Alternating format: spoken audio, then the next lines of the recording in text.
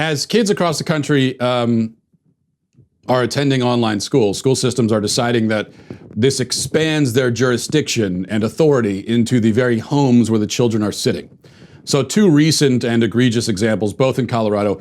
In one case, a 7th grader at Grand Mountain was suspended after his art teacher saw him during his online art class playing with a gun. Teacher wasn't sure if the gun was real or not.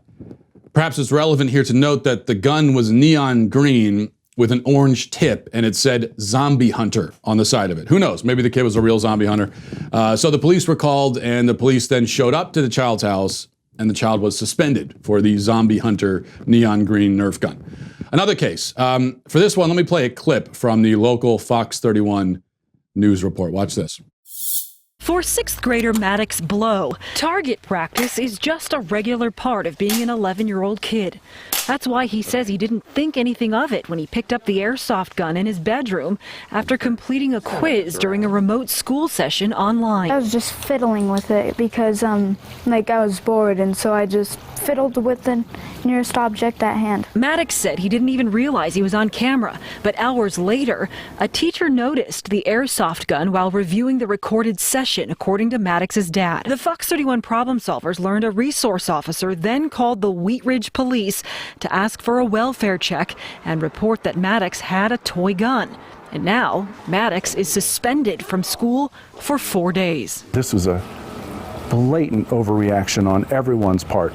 Maddox is owed an apology. The Jeffco Public Schools wouldn't go on camera, but in an email confirmed the incident and said the student was disciplined according to their district code of conduct. Yeah, we're going to leave entirely to the side the fact that suspensions in general are a supremely stupid form of punishment. The only kids who care about getting suspended are the kids who don't deserve to be, like the two students in these stories.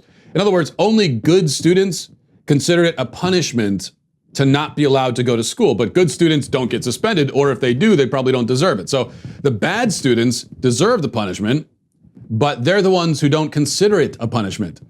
You're bad in school and you act like you don't want to be here. Your punishment is a 1-week vacation, mister. That'll teach you.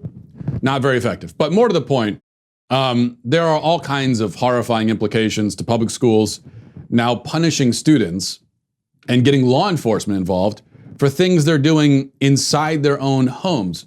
Yes, bringing a fake gun to school will get you in trouble, but now you aren't allowed to have one in your home, and all because the teacher can see inside your home?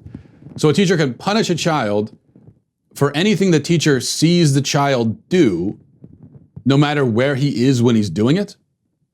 A teacher has authority over the actions of a child inside his home, and all because Zoom grants the teacher a view of inside the home. What this COVID panic-inspired rush towards online learning, or distance learning as they call it now, represents, what it represents is, among other things, a massive power grab by the state. Government schools had already, over the course of the past several decades, been intruding more and more into home life, taking more and more power away from the parents as the school itself increasingly assumes the position as surrogate parent.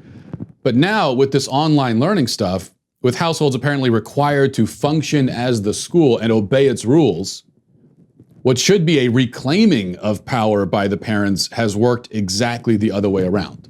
The schools have just extended their reach, slithering their tentacles into the home and claiming it as their domain now.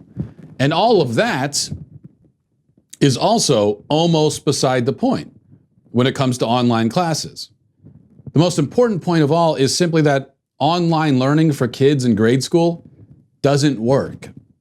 In fact, it's debatable whether it works at all at any age, even at the older ages. A report published by Inside Higher Ed in January of last year, so way before the COVID panics and everyone running into their homes for months on end, found that students who are fully online, taking all of their college classes on the internet, underperform and experience poor outcomes. Now I ask you, is there any reason to think it'll be better for 10-year-olds? There are, I'm sure, some adults who can be successful with online classes. There might be some kids too, but that percentage is going to be much smaller. And that's why the reviews after the last 3 months of the past school year spent learning online, the reviews for that were generally poor. There was an article in the Wall Street Journal in June, headline, "The results are in for remote learning. It didn't work." Of course it didn't. You can't plunk a child in front of a computer for hours a day and expect him to absorb even a fraction of the information that's thrown at him. Children need an education that is hands-on, immersive, personalized. In fact, the whole problem with the public school system, where 30 kids are plunked into a classroom and information is spewed at them, which they're expected to memorize and regurgitate, the whole problem is that it's not nearly personalized enough. Now take that same approach, except have the kids sitting and staring into a screen, and all of the bad things about public school education, at least all of the bad things about the education itself, if not the environment, are amplified. You simply can't expect kids to learn this way. There's a reason why, for years, the complaint has been that kids spend way too much time sitting around and staring into screens. Suddenly, because people are scared of a virus that rarely affects kids at all, many kids are required to do the thing we've all said they do too much of already. So we go from, you look at screens too much, to sit here for 6 hours today and look at screens. One thing we can certainly expect. There is going to be a huge, and I'm sure we will be told mysterious, rise in ADHD diagnosis this year. Kids who have trouble engaging and staying invested and interested and focused in a crowded classroom while a teacher reads information off of a worksheet are already diagnosed as somehow disordered, when their only real disorder is that they're disengaged and bored by stuff that's disengaging and boring. So expect a similar approach to kids who have trouble sitting still and staring at a screen for hours each day. Well, you know, this 8-year-old boy isn't learning much from 5 hours of Zoom meetings each day. He must be diseased. Let's shove some pills in his mouth. That's what's coming, I guarantee you. For a long time, the approach to education has been to do it in a way that is most convenient for all of the adults involved. And if the kids struggle to learn that way, well, then drug them until they get with the program. So a parent says, I need to be able to ship my kid off to a government building for 8 hours a day because that's easiest for the lifestyle that I want to have. If my kid doesn't thrive in that environment, well, there must be something wrong with him. Put him on drugs. No, there's nothing wrong with your kid. There's something wrong with your approach to parenting. And now Zoom classes and online learning for elementary schoolers is just the latest example of educating kids in a way that makes us feel most comfortable as adults and is most convenient for us and what we want to do, but is not good for the kids. And so what do we say? If it doesn't work for the kids, then yet again, there's something wrong with them. That's what's coming down the pike, I guarantee it. Well, I hope you enjoyed that clip from the Matt Walsh Show. If you did, go ahead and hit that subscribe button right down there so you can stay up to date on all of our future content.